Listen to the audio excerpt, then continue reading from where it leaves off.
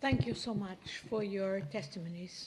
Really powerful, really poignant. And I can only tell you that I feel ashamed that indeed this is the situation in Europe these days. And I want to pay tribute to those people like you, Ms. Schmidt, who, despite all the hardship, the harassment, you still fight to save lives and to save our conscience, our credibility.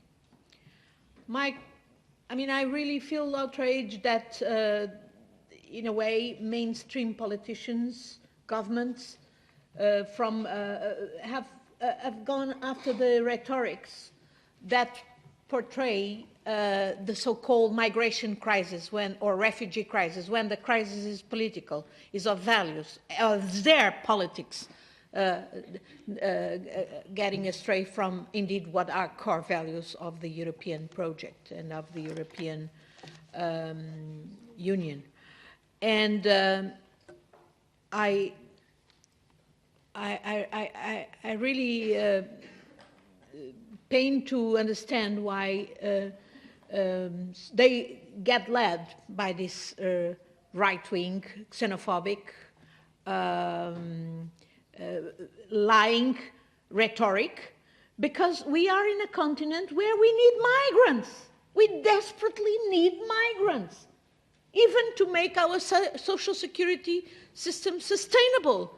We need migrants to overcome the aging of the European population, and we need migrants like Mr. Mebreton with the guts to indeed live with a free life in dignity. As he said, he's just a human being like me, and he just wants to live in the conditions of dignity and freedom in which, of course, I want to live.